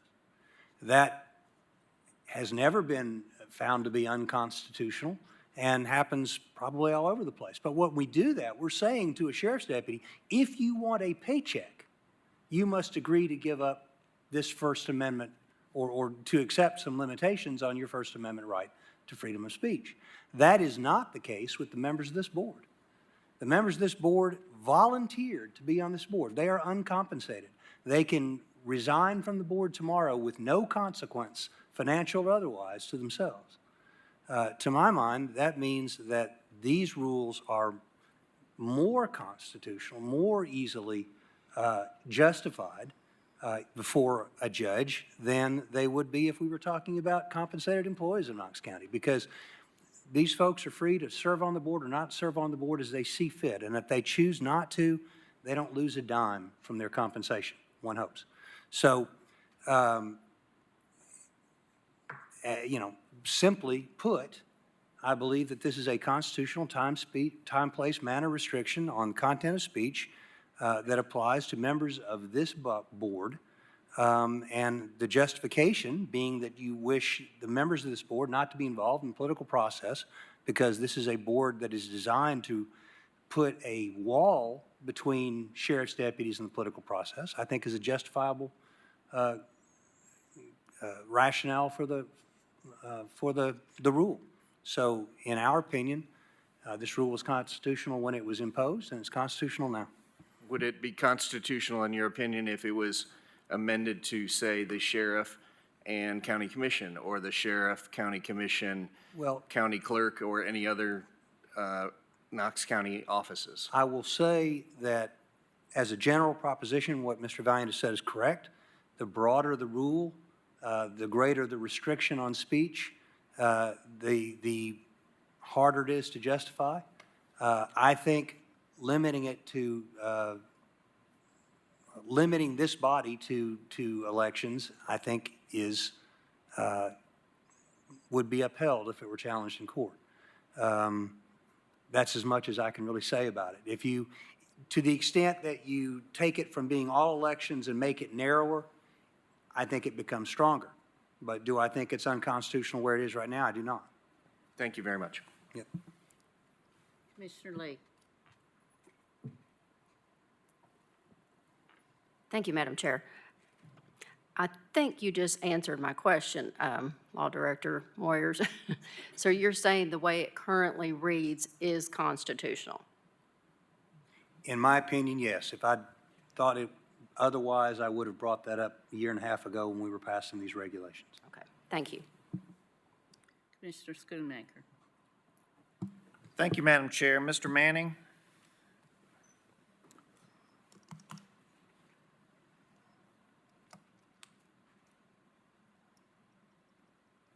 Yes, sir. How many members of the Merit Council want to participate in political campaigns? 4 voted in favor of the change in the rules. So 4 have identified that they want to participate in campaigns in 2024. Well, specifically to your question, 2 did, but the other 2 others that did not actually offer comments during the discussion voted in favor, so I can infer that. Okay. And it's all public record, correct, your meetings? Yes. Okay. Were you in favor of changing the rules for? No. No, sir. Okay. All right. Thank you. That's all I had to ask. Thank you. Commissioner Frazier. Thank you, Madam Chair. Just some questions and comments. And really, my questions and comments aren't about anything being constitutional or unconstitutional, but really more general. And my first question is, why do we even address political activity on this specific board? We have boards and committees that are also county affiliated that do not. I also wonder, why are we looking at this so closely within the law enforcement profession? That concerns me again. I've also loosely researched other merit boards across the state, and again, they do not address political activity in their rules either. And I think I said, I don't know that we have any other boards or committees that have these types of restrictions And then my final comment is that I've heard more from officers on this than I have on merit board members. And I know that that's the intention and the mission and the role of the merit board, but they feel like anyone who serves in any capacity should be able to exercise their right to participate in a political campaign. I mean, if we did that, you know, I think everyone would have to recuse themselves from zonings. I mean, that's all. All right, seeing no other lights, we currently have a substitute motion on the board to move forward without recommendation made by Commissioner Durrett, second by Lundy. Seeing no other lights, let's take a roll call on this, please. Commissioner Lundy, Aye. Commissioner Durrett, Aye. Commissioner Oster, Aye. Commissioner Ward, No. Commissioner Schoonmaker. No. Commissioner Hill, Yes. Commissioner Lee, No. Commissioner Beeler, No. Commissioner Daly, No. Commissioner Jay, No. Commissioner Frazier. Aye.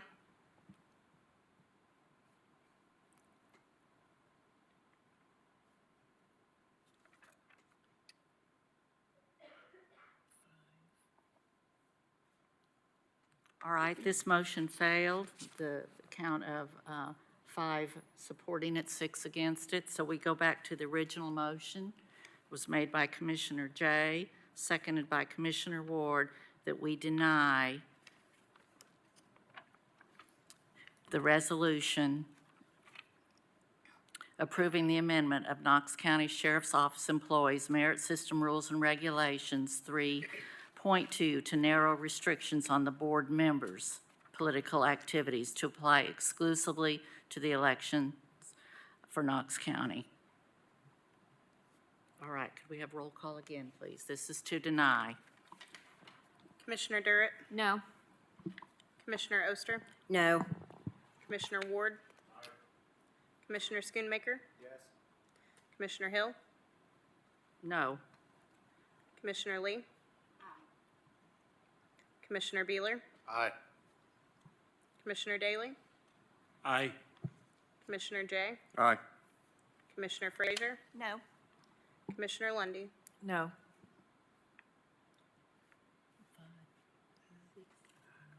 This motion to deny passes on a 6-5 vote. Next agenda item, please.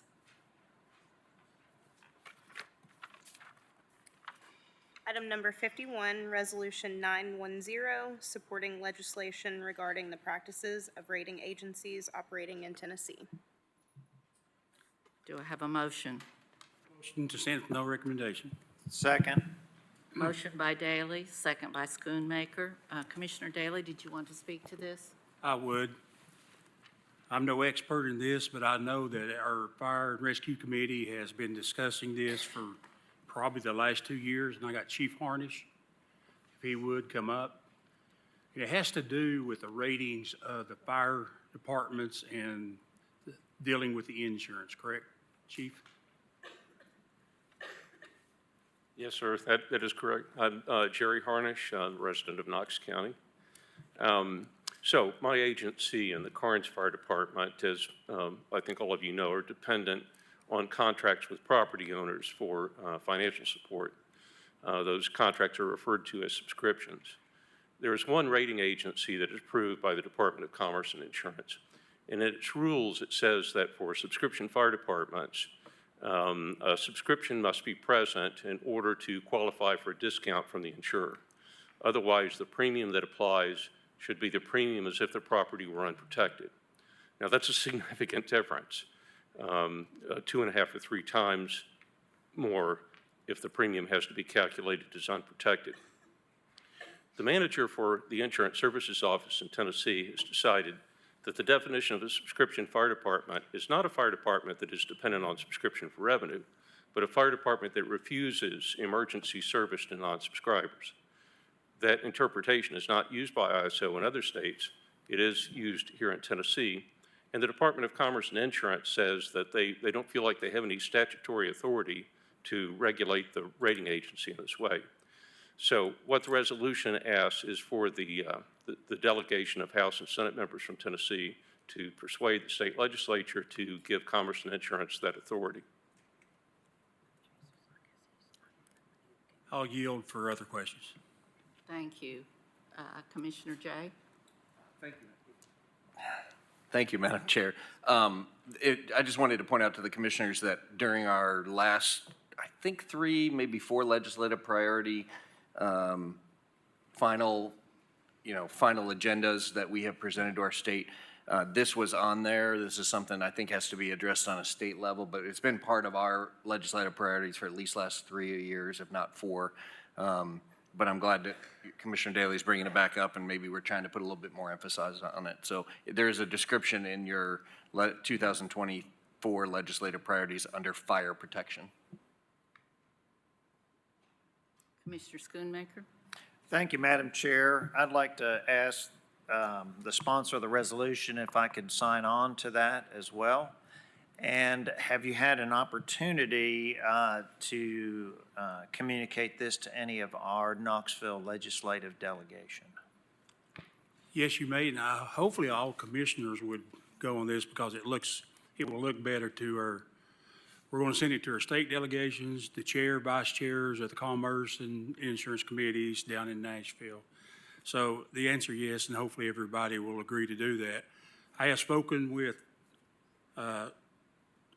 Senator Massey and Senator Briggs and Representative Wright, a couple of them in passing, and they know the issue and they're concerned about it. So, and like anything, they like to have something there to say, hey, you know, my commission in Knox County is behind it. So, answer is yes.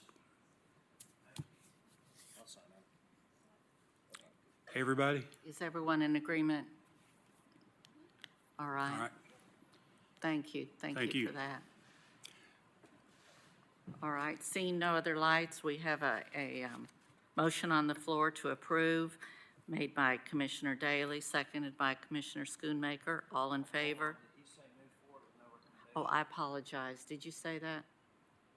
I did, but if all commission, I would change it to move to approve if all commissioners agreed. Thank right. you. Thank you for that correction. All right. We're taking a vote now for approval. All those in favor? Aye. Opposed? Motion carries. All right. Item 52. Item number 52 is ordinance 101, amending the Knox County Code, Chapter 42, Article 2, Division 2, Section 42-53, Merit System Board of Directors to narrow restrictions on board members' political activities to apply exclusively to elections for Knox County Sheriff. Ordinance number O-90-9-111, adopted September 10th, 1990. Ordinance number O-91-8-114, adopted November 25th, 1991. Ordinance number O-95-4-101, adopted April 24th, 1995. Ordinance number O-19-1-101, adopted February 25th, 2019. And ordinance number O-22-6-103, adopted July 25th, 2022. This is first reading. Thank you. Do we have a motion on this ordinance? Motion to deny. With a clarification, if I could ask, since the other thing failed, do we still vote on this? Yes, because what we have is a two-part process here. When we made the amendments to the Merit Council ordinance, it wasn't just the restrictions on political activities that happened. Another thing that changed was this body gave itself the authority to approve merit council rules, to review and approve those rules. What we voted on a moment ago was an amendment to the merit council rules. Got it. This Okay. is an amendment to the actual ordinance that we passed a year and a half ago. Same subject, different step in Same the subject, legislative process. different part of the, process. I would have a motion to deny.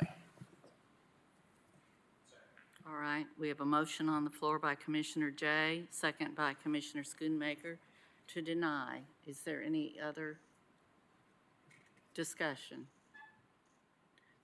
Commissioner Schoonmaker.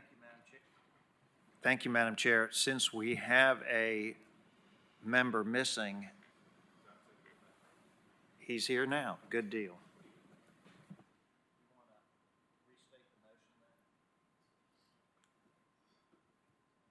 We have a motion on the floor to deny by Commissioner Jay, a second by Commissioner Schoonmaker. Are there any questions, comments?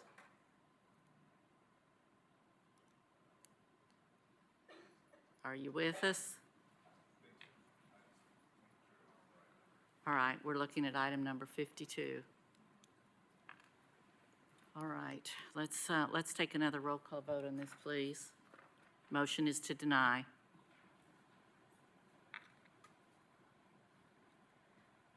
Commissioner Oster, No. Commissioner Ward, Yes. Commissioner Schoonmaker, Yes. Commissioner Hill, No. Commissioner Lee. Yes. Commissioner Beeler, Aye. Commissioner Daley. Commissioner Jay, Aye. Commissioner Frazier, No. Commissioner Lundy, No. Commissioner Durrett. No.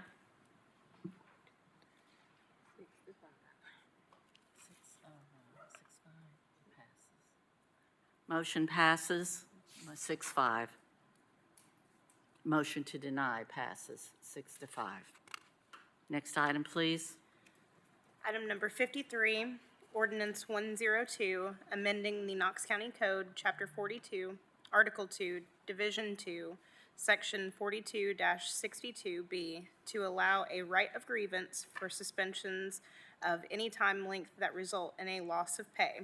Ordinance number O-90-9-111, adopted September 10th, 1990, and ordinance number O-22-6-103, adopted July 25th, 2022, on first reading. Motion to approve. Do I have a second on that? Motion by Jay, second by Beeler to approve. Is there any discussion? Am I correct that the original ordinance read 3 days? It did, yes, Madam Chair. The original, all the provisions related to right of grievances had to do with 3 days or loss of pay, and the board opted to pick this up, debate it, and simplify it to essentially say any result in loss of pay is something that could be grievable. And I think the law department might have an. Well, the only thing, just procedural, this will have to be voted on at commission. So even if you vote to approve, it doesn't go on consent, it has to be voted. So motion to send on, motion to approve, it doesn't matter, it's still going to have Okay, to be. motion to move forward without recommendation. I'll amend my motion. All right, we have the same to move forward without recommendation by Jay and second by Beeler. Commissioner Schoonmaker, did you have anything you wanted to say? No, just clarifying the actions that he just clarified. All right, thank you. Any other discussion? All those in favor? Aye. Opposed? Motion carries. Next item. Item number 54, ordinance 103, amending the Knox County Code, Chapter 14, Community Development by adding a new Article 3 to designate Knox County as a broadband-ready community pursuant to Tennessee Code annotated 4-3-709, Knox County Code, Chapter 14, establishing Article 3, previously reserved. Thank you. Do I have a motion? Second. Motion by Daley, second by Durrett. Is there any discussion? And this is to move forward with no recommendation. Commissioner Daley?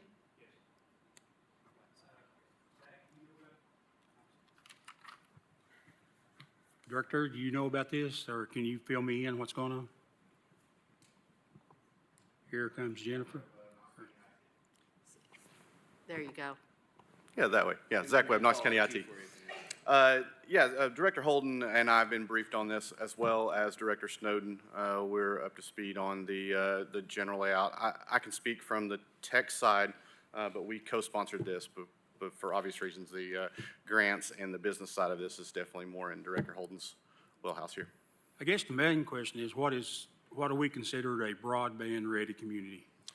So that also may be better defined by Director Holden. It's really just a layout of that the broadband accessibility is there throughout the county, which it is, and its intent is to be able to serve and stack programs on top of that. I think that's a better, again, a better question for Director Holden as far as the purpose of the broadband ready designation there. Sorry. Jenny Holden, 400 West Main. Commissioner, first I just want to say how much my department appreciates Zach's department and Jim Snowden, EPW. They worked with us on this.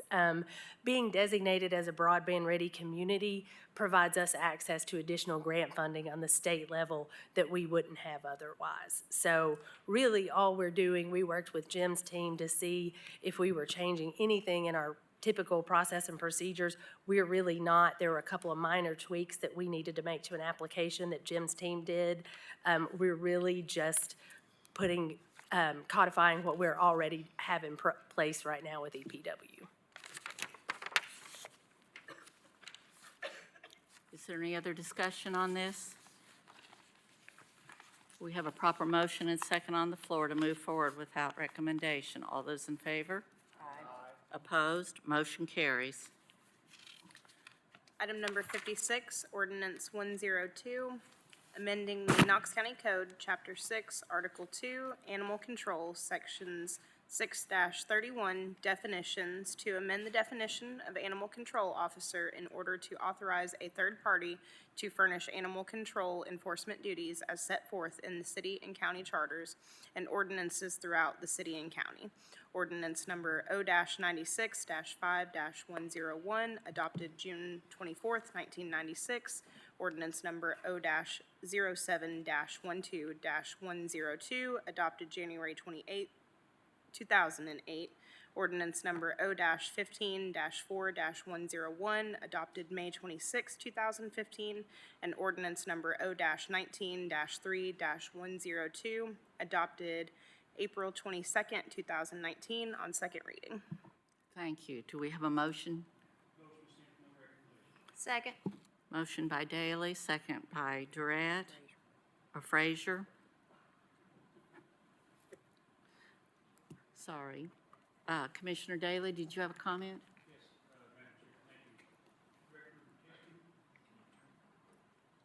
Sorry. Can you hear me now? I can hear you now. I still need to put that ribbon on my finger so I can remember.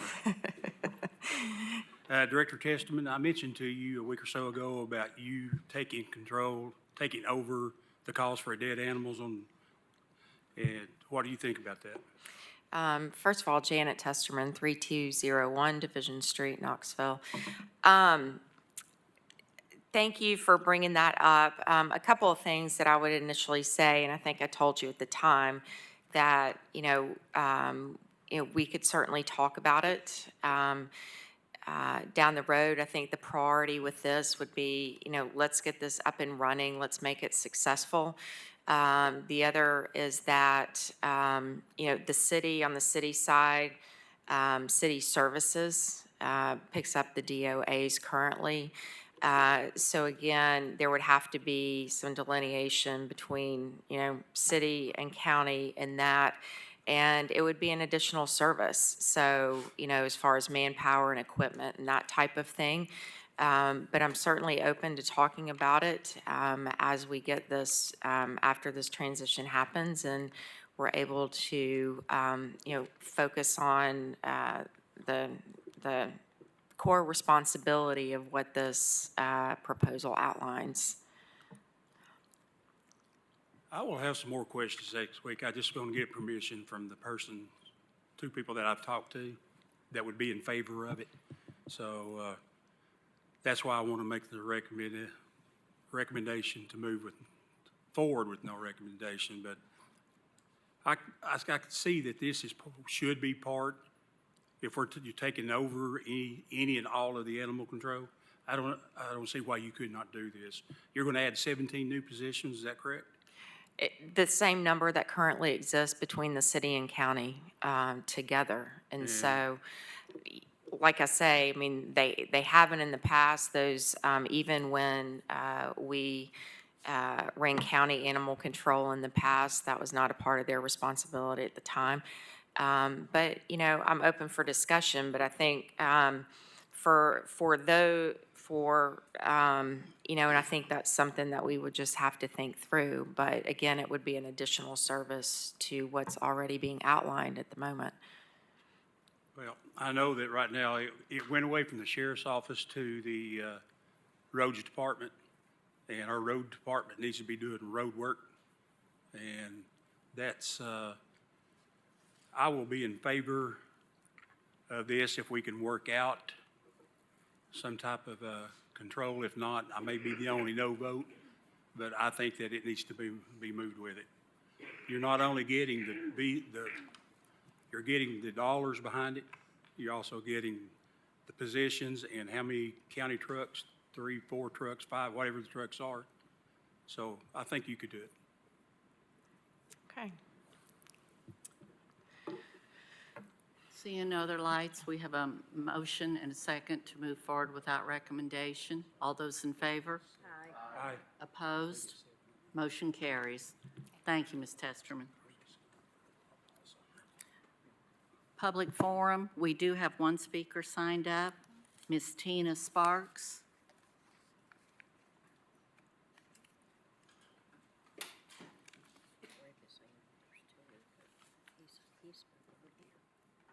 Oh, no. That's on this is the public forum on other topics.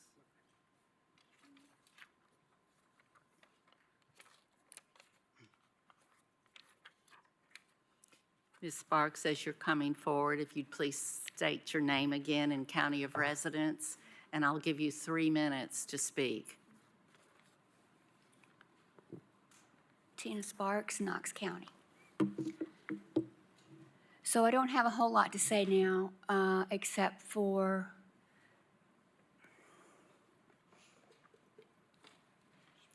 the level of, I don't know what word to use here without being too, nobody wants to take responsibility. Nobody wants to stand up and take the consequences of their actions. Nobody. And I just don't understand. I don't understand. We elect you all to do a job, and for you not to do your job.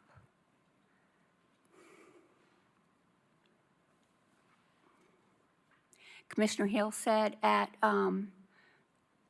the end of the last public forum that you had no hiring and firing power. Well, then who does? Have y'all asked that amongst yourselves? Who does? Who can make a difference here? If you all can't, then who do you ask?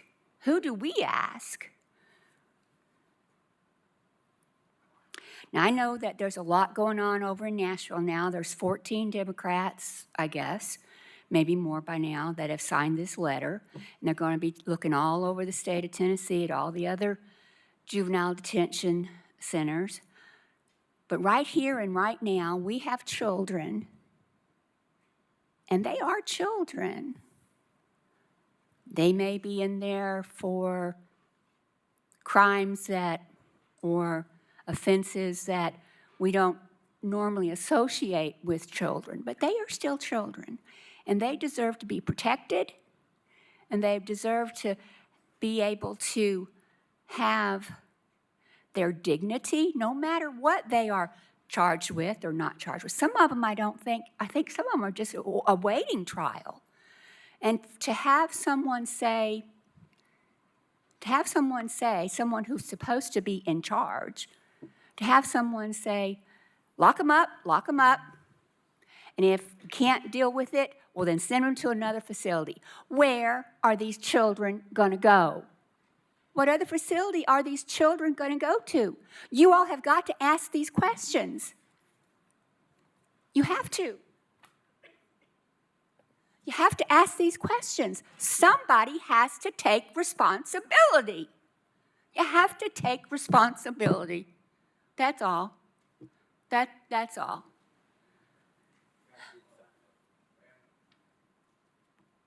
Commissioner Jay, did you have something? Commissioner Frazier, I would like to respond, if I may. please. First, I want to thank you both. You've come to the meetings, and I enjoy that you participate and you engage. So first of all, I want to say thank you. The next part is, it's hard to hear someone say that I'm not doing my job. Because sadly, the public doesn't see 98% of the job that I do. It is making those phone calls. It is reaching out. It is trying to connect and ask questions. And believe me, I ask a lot of questions. You're right. We have a lot of issues and a lot of problems.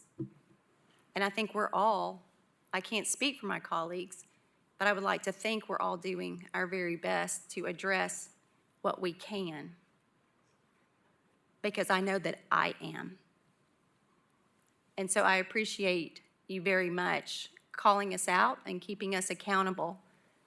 But I just wanted to respond on behalf of myself that we are working very hard, and you all don't get to see much or most of the work that we are doing. So thank you. I hope that you continue to come and you continue to bring things to our attention. Thank you. I will. Thank you. Thank you. No, sir, that concludes public forum. I had signed up for it. I don't know why she did not get my name down this afternoon.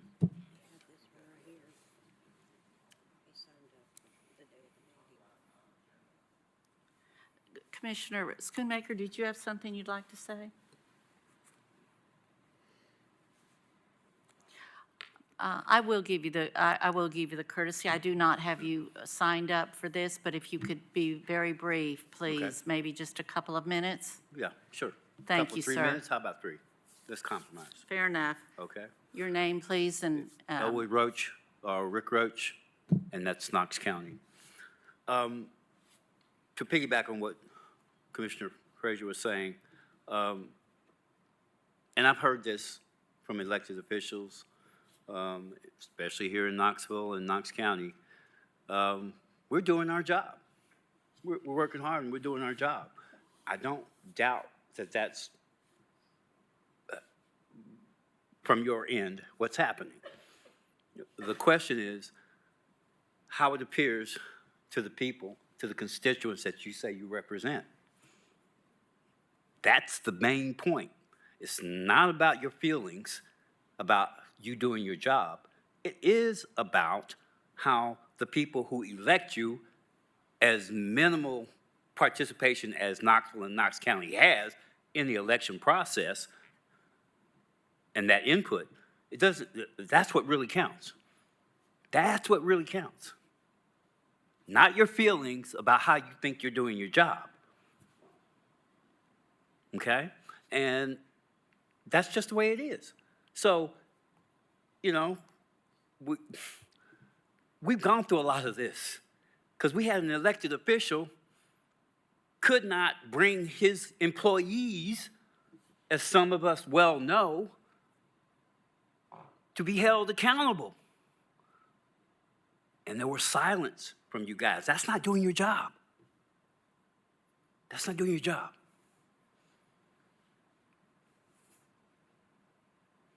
That's not doing your job. And when it gets down to it, and when we're doing harm to those who have the least ability to stand up for themselves, and you all don't say anything or do anything or try to say, yeah, I've made these phone calls. Okay, tell us about the phone calls that you made and who you've talked to and who you've tried to hold responsible. So we don't have to sit up here and talk out the back of our you-know-whats and wonder what's being done. It's not a game of, well, you go on a little treasure hunt and try to find out this information. No, you all inform us of what you are doing. That's your responsibility. It's not a big secret. And you all need to quit acting like it is. I do appreciate you, Commissioner Jay, for the lesson that you gave to the county today on that whole issue about the merit board. That's good stuff. I like that. But I just got a few seconds, so do your jobs, okay? Quit trying to define your jobs after you get in office. Thank you. And I would like to encourage anyone out there that's listening, if you have specific questions, please start out with calling your county commissioner or email your county commissioner. I think I speak for most of us here when I tell you we do return our phone calls, we do answer our emails, and we do try very hard to be responsive to anyone that contacts us. So that would be my initial recommendation to the gentleman and anyone else that has specific questions. Please start out by contacting your county commissioner. Thank you. Next item, please. Mm-hmm. Item number 57 is discussion and approval of the May 2024 dates for commission work session and regular session meetings. Thank you. I had asked that this be put on with a proposal made for one change. Everyone has received a copy of the proposed meetings for 2024. The way it stands right now in the month of May, if you all would please consider this, the schedule reads that we will have workshop on Monday, May 20th, and the regular commission meeting on the 27th. I am proposing that be pushed back a week so that our workshop is on Monday the 13th and that our regular commission meeting is on Monday the 20th. Doing this allows us to free up the Memorial Day holiday and not have to have a meeting in that week. I've already checked and Drew has confirmed that both the main assembly, this assembly room is available for both of those substitute dates. So I would like to make a motion that we approve the 2024 calendar with the changes made on May 13th for workshop and May 20th for regular commission meeting. Second. All right, motion by Hill, second by Oster. Is there any other discussion on this? Yes, sir. Just a comment. I'm already scheduled to be in New York in meetings all day for the 13th, but I've got no issue otherwise. All right, thank you I'll for be here the following week. letting us know. Yep. Are there any other comments or conflicts, questions? All right, all those in favor of approving the 2024 calendar with those changes? Aye. Opposed? Motion carries. Thank you. Next item. Item number 58 is discussion of December zoning items, number 59 through 66. Thank you. I will read each item. If a commissioner has a comment, please make it. Item 59 is mine, and I would like to discuss it next week during our zoning meeting. Item 60, Commissioner Daley. Yes, this is at the crossroads of Chapman Highway, John Sevier, just down east a little bit. It's being asked to be 2 different times to be rezoned. Both times it was pulled before it got to this commission. And you might want, picture's worth 1,000 words on this one. If you're out my way, drive by there and you'll look. It's a big old deep ditch with caves and stuff like that. So the picture's worth 1,000 words, or you can take my word for it, whatever. Thank you. Thank you. Item 61, Commissioner Lee. I don't have anything to discuss on this item. Thank you, Commissioner, item 62, Commissioner Lee. I have nothing on this one as well. All right, item 63 is mine, and 64, and 65, and 66. And I will save all of my comments until next week on those. Next item, please. I believe that is it. Madam Chair. Life does not have to be Madam- perfect to be wonderful. Hang on. That's my goodbye to you. Thank you, Commissioner Frazier. Sorry, I had just a comment, a general Sure. comment about on zonings. Oh, I'm sorry. I am so sorry. I That's did not ask okay. our at-larges, either one of them. Thank That's you. okay. I just wanted to bring to Commission's attention that we have started to see some of the justification in the staff reports that it's because of decisions that have been made in the past that they are using to justify future approvals. And you should really, really take some time and look at that, because that may be before your time, it could have been during your time, but sometimes those decisions weren't always the best. And then also, just to remind everyone, this Saturday is a pretty busy Saturday. We have Reads Across America. We also have the Empty Stocking Fund, so there's great ways for everybody to take the family out and get involved. Thank you for that. Commissioner Daley? Thank you. Follow up on that. If you're not busy Thursday at 11 o'clock, we'll be unloading 500-plus boxes at John Sevier Veterans Cemetery, and 10 o'clock is wreath laying on Saturday. Thank you. All reasons of why life doesn't have to be perfect to be wonderful. And seeing no lights, we are adjourning this meeting. Thank you.